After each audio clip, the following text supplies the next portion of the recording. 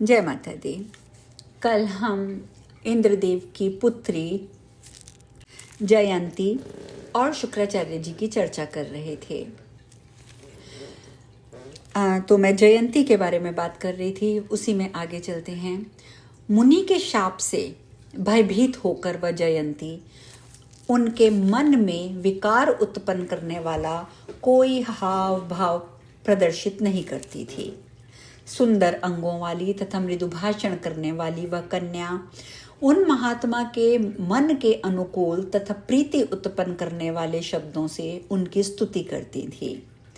तत्पश्चात उनके जाग जाने पर आचमन के लिए जल लाकर रख देती थी। इस प्रकार सदा उनके मन के अनुकूल कार्य करती हुई उनके साथ व्यवहार करती थी। चिंता से व्याकुल इंद्र भी उन जितेंद्रिय मुनि की प्रवृत्ति जानने की इच्छा से अपने सेवक भेजते रहते थे।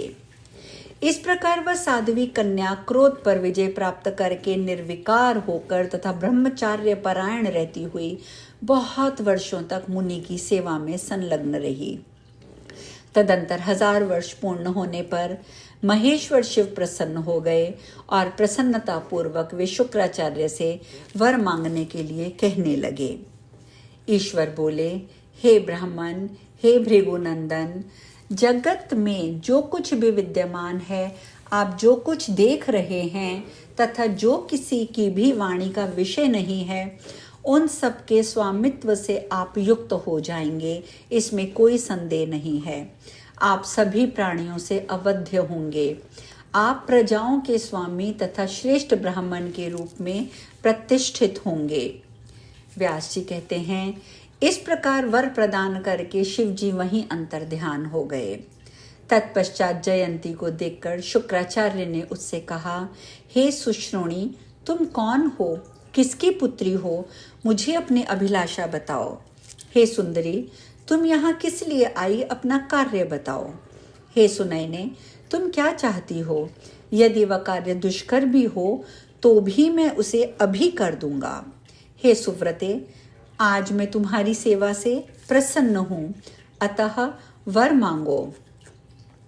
तदंतर प्रसन्न मुखमंडल वाली जयंती ने मुनि से कहा, हे भगवान, आप तो अपनी तपस्या से मेरा अभिलक्षित जान लेने में समर्थ हैं। शुक्राचार्य बोले, वह तो मैंने जान लिया, फिर भी जो तुम्हारा मनो अभिलक्षित है तुम उसे मुझे बताओ। मैं हर तरह से तुम्हारा कल्याण करूंगा, क्योंकि मैं तुम्हारी सेवा से प्रसन्न हूँ। जयंती बोली, हे ब्राह्मण, मैं इंद्र की पुत्री हूँ और पिताजी ने मुझे आपको सौंप दिया है। हे मुने, मेरा नाम जयंती है, मैं जयंत की छोटी बहन हूँ। हे विभो, मैं आप पर आसक्त हूँ, अतः आप मेरी अभिलाषा पूर्ण कीजिए। हे महाभाग, मैं पतिव्रत धर्म के अनुसार प्रेम पूर्वक आपके साथ विहार करूंगी।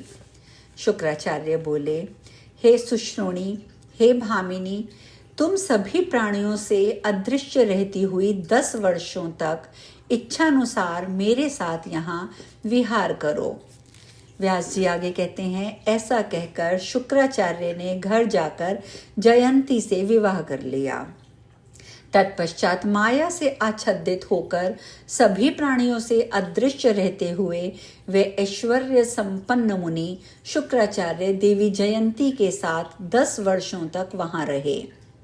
गुरु शुक्राचार्य को अपने उद्देश्य में सफल हो मंत्र से युक्त होकर आया हुआ सुनकर सभी दैत्य उनकी दर्शन की इच्छा से प्रसन्नता पूर्वक उनके घर गए, किंतु वे उन्हें देख न सके, क्योंकि उस समय वे जयंती के साथ विहार कर रहे थे।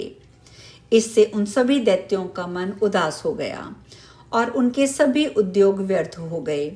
वे बहुत चिंतित और दुखी होकर उन्हें खोजते रहे। अंत में माया से आच्छादित उन मुनि को ना देखकर वे चिंतित तथा भयभीत दैत्य जैसे आए थे वैसे अपने घर लौट गए।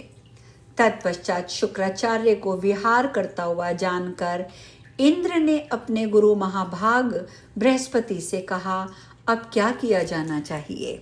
हे ब्राह्मण, आप दानवों के पास जाइए और माया के द्वारा उन्हें मोह में डाल दीजिए। हे मानद, बुद्धि से भलीभांति विचार करके आप हमारा कार्य सिद्ध कर दीजिए। इंद्र की बात सुनकर देवगुरु बृहस्पति शुक्राचार्य को मायाच्छादित होने के कारण अदृश्य हो जयंती के साथ क्रीड़ा करते जानकर उन्हीं का रूप धारण करके वे दैत्यों के पास चले गए। वहां पहुंचकर उन्होंने बड़े आदर के साथ दानवों को बुलाया। तब सभी दानव आ गए और उन्होंने शुक्राचार्य को अपने सन्मुख देखा। माया से विमोहित सभी दैत्य उन छद्म वेशधारी देवगुरु बृहस्पति को ही शुक्राचार्य समझकर उन्हें प्रणाम करके उनके समक्ष खड़े हो गए। वे शुक्राचार्य का कृत्रिम रूप प्रकट करने वाली देवगुरु बृहस्पति की माया को नहीं जान सके। तत्पश्चात छद्म माया से शुक्राचार्य का रूप धारण करने वाले गुरु बृहस्पति ने उनसे कहा, मेरे यजमानों का स्वागत है।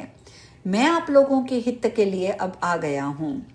मैंने आप सबके कल्याण के लिए तपस्या के द्वारा भगवान शिव को प्रसन्न कर लिया है और मैं उनसे प्राप्त विद्या को निष्कपट भाव से आप लोगों को बता दूंगा। ऐसा सुनकर वे श्रेष्ठ दानव प्रसन्न चित्त हो गए। गुरु शुक्राचार्य को अपने उद्देश्य में सफल समझकर वे मोहग्रस्त दानव बहुत हर्षित हुए और बड़ी प्रसन्नता के साथ उन्हें प्रणाम किया। वे भय मुक्त तथा संताप रहित हो गए। अब देवताओं का भय छोड़कर वे सभी दैत्य स्वस्थ चित्त होकर रहने लगे। इतना सुनकर जन्मेजय बोले, हे व्यास जी, तत्पश्चात शुक्राचार्य का रूप धारण करने वाले महान बुद्धिमान गुरु बृहस्पति ने छल पूर्वक दैत्यों का पुरोहित बनकर क्या किया? वे तो देव देवताओं के गुरु हैं, सदा से सभी विद्याओं के में निधान हैं और महर्षि अंगिरा के पुत्र हैं। तब उन मुनि ने छल क्यों किया? मुनियों ने समस्त धर्म शास्त्रों में सत्य को ही धर्म का मूल बताया है, जिससे परमात्मा को प्राप्त किया जा सकता है। जब बृहस्पति भी दानवों से झूठ बोले, तब संसार में कौन गृहस्थ सत्य बोलने वाला हो सकेगा? हे मुने, संपूर्ण ब्रह्मांड का वैभव पास में हो जाने पर भी कोई व्यक्ति अपने आहार से अधिक नहीं खा सकता। तब उसी के निमित्त मुनि लोग भी मिथ्या भाषण में किस लिए प्रवृत्त हो जाते हैं? इस प्रकार के अशिष्ट आचरण से देवगुरु बृहस्पति के वचनों की प्रामाणिकता क्या नष्ट नहीं हो गई? और इस छल कर्म में लिप्त होने के कारण क्या उन्हें निष्कलंक कहा जा सकता है? मुनियों ने देवताओं को सत्व गुण से, मनुष्यों को रजोगुण से, पशु पक्षियों को तमोगुण से उत्पन्न बतलाया है। यदि स्वयं देवगुरु बृहस्पति ही साक्षात मिथ्या भाषण में प्रवृत्त हो गए, तब रजोगुण तथा तमोगुण से युक्त कौन प्राणी सत्यवादी हो सकेगा? इस प्रकार तीनों लोकों के मिथ्या परायण हो जाने पर धर्म की स्थिति कहाँ होगी और सभी प्राणियों की दशा क्या होगी? यही मेरा संदेह है। भगवान विष्णु, ब्रह्मा, इंद्र और भी दूसरे महान देवतागण सब छल कार्य में निपुण हैं। तब मनुष्यों की तो बात ही क्या। सभी देवता और तपोधन मुनिगण भी काम तथा क्रोध से संतप्त हैं और लोभ से व्याकुल चित्त होकर छल प्रपंच में तत्पर रहते हैं। हे मानद, जब वशिष्ठ, वामदेव, विश्वामित्र और गुरु बृहस्पति ये लोग भी पाप कर्म में संलग्न हो गए, तब धर्म की क्या दशा होगी? इंद्र, अग्नि, चंद्रमा, ब्रह्मा तक काम के वशीभूत हो गए। तब हे मुने, आप ही बताइए कि इन भुवनों में शिष्टता कहाँ रह गई? हे पुण्यात्मन, जब वे सब देवता मुनि लोग भी लोभ के वशीभूत हैं, तब उपदेश ग्रहण करने के विचार से किसका वचन प्रमाण माना जाए? इतना सुनकर व्यास जी बोले, हे जन्मेजय, हे राजन, चाहे विष्णु, ब्रह्मा, शिव, इंद्र, बृहस्पति ही क्यों ना हो, देहधारी तो विकारों से युक्त रहता ही है।